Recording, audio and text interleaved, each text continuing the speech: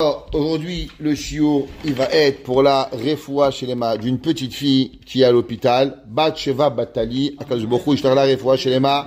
Aaron Ben Abraham, qui est malade à l'hôpital, que Akadosh Baruch Hu lui donne une bonne santé.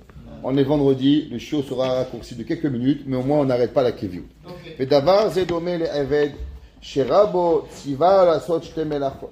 On sait qu'à l'époque, il y avait des serviteurs et ils devaient écouter les ordres du maître. Alors le maître, il a donné aux serviteurs deux choses. Acha beveto, vea sheni baseli. Il a dit voilà, je veux que ma maison, tu laves les fenêtres et je veux que tu arroses le gazon. Kegod, Allah Dama, ou l'ashgiach alea bismani mesuyamim. Et bien sûr, il travaille dans le jardin, de vérifier à certains moments, ou beshaot mesuyamot, et avec des heures précises. Ve'im ovrim azmanim malalu. Et si le temps a passé, et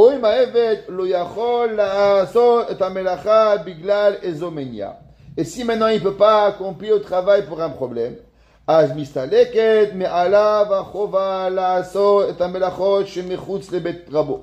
dit regarde, ce qui est important, c'est bien d'arroser le gazon. Mais attention, arroser le gazon, c'est pas si grave. Il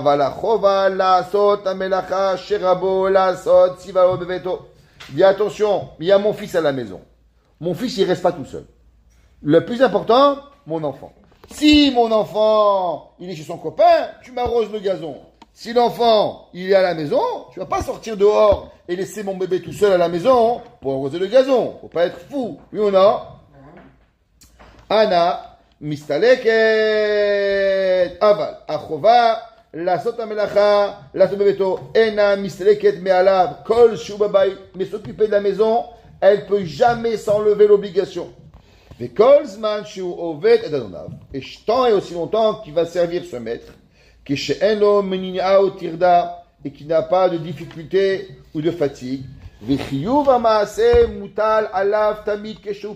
chaque fois qu'il a un moment, alors il a l'obligation de s'occuper du champ. Il dit pareil, nous avons deux choses. La émouna. On s'en fout que tu es fatigué. On s'en fout que tu as un problème avec ta femme. On s'en fout que tu as un problème avec ton orteil. On s'en fout que tu as un problème avec ta voiture. Akadosh Baruch Hu, tu demandes.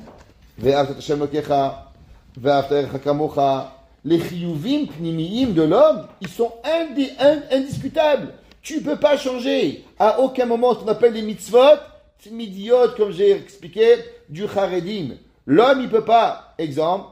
Un homme, il ne peut pas s'arrêter de respirer. Tu arrêtes de respirer, tu es mort. Tu dis pas, aujourd'hui je suis fatigué, je ne respire pas. Tu réfléchis même pas. Il y avait un jour une histoire incroyable. Il y avait un rav, il s'appelait le Rav Shach. Le Rav Shach, c'était connu, il avait 5 quelques années quand il est mort, et il était très impliqué dans la politique israélienne. Très, très, très impliqué. Il a créé le parti Gimel.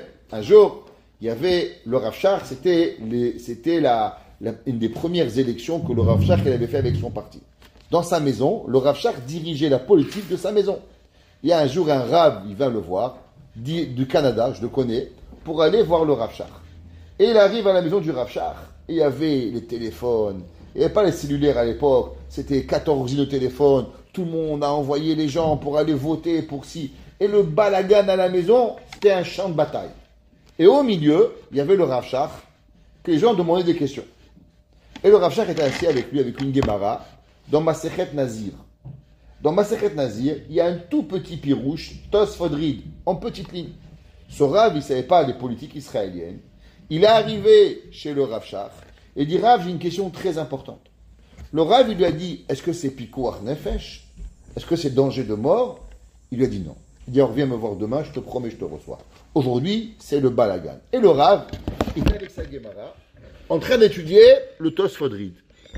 Et là, le Rav, il comprend rien. Il dit, le pirouche, il est tout petit. La difficulté de ce commentaire, elle est incroyable. Et il n'a pas le temps de me répondre à une question, mais il est en train d'apprendre un truc hyper compliqué. Ferme ta Gemara, explique-moi. C'est quoi le principe? J'étais là-bas avec une autre personne. Cette personne, elle a dit, regarde, est-ce que quand tu es fatigué, toi, t'arrêtes de respirer? Il dit, non, j'ai respiré, je meurs. Il dit, pour lui, la Torah, c'est la respiration. Il peut avoir le balagan, mais la Torah, elle est pour lui qui aime chayenu ve'orech yamenu. Ça veut dire ta question, elle est bien, elle est importante, mais elle n'est pas vitale. Il t'a demandé, est-ce que c'est pikuach nefesh ou pas pikuach nefesh? Si c'est pikuach nefesh, ça devient vital pour lui, alors il va te répondre. Si c'est pas pikuach nefesh, il n'a pas le temps. Ah, apprendre la Torah super compliqué, c'est pas grave. Pour lui, c'est la vitalité. Il dit le Chovot et Levavot. Et l'homme, c'est pas parce que tu as un problème que tu vas lâcher. Est-ce qu'un père, il a mal à l'orteil? Est-ce que parce qu'il a mal à l'orteil, il va pas se préoccuper que son fils il va manger? Il va pas se préoccuper que sa fille qui va la chercher à l'école? Il va pas se préoccuper d'ouvrir la porte pour pouvoir laisser son bébé pas dans le froid congelé? Ça n'existe pas. C'est des obligations. Il dit pareil. L'homme, il y a des mitzvot différentes qu'on peut le faire, que c'est un peu plus difficile. Mais il y a des chovot à levavot. C'est pas parce que tu as un problème que tu vas haïr Dieu, tu vas pas aimer ton ami, tu vas pas aimer ta femme, tu vas pas croire à Kadosh Baruch Hu, Emunah ou Bitachon. She'av siba ve'atirda, lo monad otanu melekayem otam. Aujourd'hui, le mec il a un problème. Ah, j'aime plus Dieu. Ah, j'aime plus ma femme. Ah, j'aime plus mes enfants. Oh! Mais Mata me s'appelle. Mata osei. Pourquoi Kadosh Baruch Hu c'est le premier que tu lâches? Pourquoi la première difficulté? Ah, on fait plus Shabbat. Ma kesher avec Shabbat avec ton problème.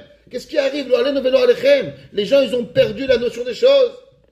Rak ahavat haolam hazeh. Et les gens qu'est-ce qu'ils aiment? L'amour. Ah, les vacances, il faut pas. Il dit Rav Galinsky, il dit quand il y a la récession. C'est quoi la première chose que les gens ils arrêtent? La première chose, d'arrêter la Torah, d'arrêter la yeshiva, d'arrêter de payer l'école de leurs enfants. C'est tout. La dernière chose qu'ils arrêtent, c'est quoi? D'aller en vacances. Quelqu'un, t'as la yeshiva ici.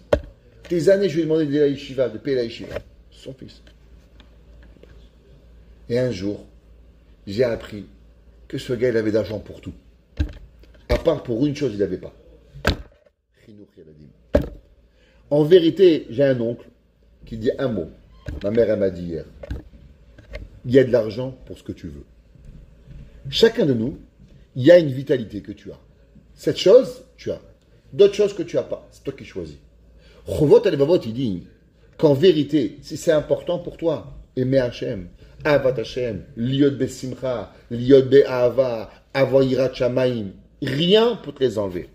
Veshe'en anu mevinim, et gudlad va'anagat borenu. Non! On ne comprend pas la grandeur de Akadosh Baruch Hu. À combien Akadosh Baruch Hu il dirige le monde? Kemo shene'emar vehaya kinor, vanevel tov vechalil veyain mishteem, ve'ed po'alat Hashem lo yabitu, u'ma'as yadav lo ra'u. Akadosh Baruch Hu il fait les choses magnifiques et on ne comprend pas.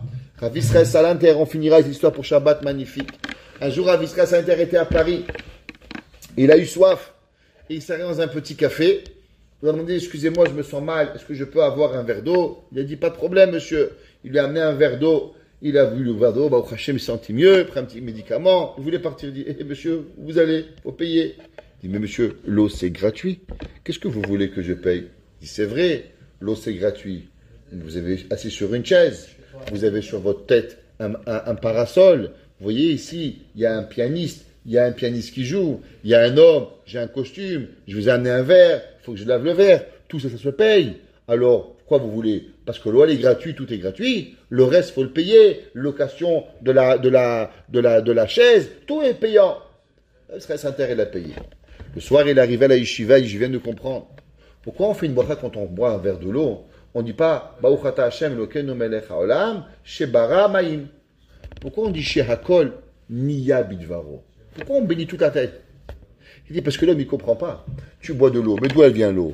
L'eau ça vient de là, le soleil il a fait l'évaporation. Après ça monte dans les montagnes il neige, ça arrive, ça fait. En vérité, qu'est-ce que tu bois? Tu fais sur toute la création du monde. Tu bois un verre d'eau, tu vois les arbres, tu vois le gazon, tu vois les montagnes, tu vois le ciel, tu vois les nuages. L'eau, elle est gratuite.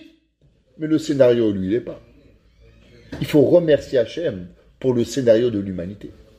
Et il a dit ça qu'il dit ici. Velachen mechuyavim lekayem Otan Tamid Bel Yefsek. Et c'est pour ça que nous aussi, on est mechouyav de remercier Akadosh Baruch Hu sans arrêt, d'avoir ces obligations, ce qu'on appelle les chovot alevavot, sans jamais s'arrêter, parce qu'il n'y a pas d'excuse pour ne pas avoir les obligations corporelles. Baruch Hanai Leolam, Amen ve Amen.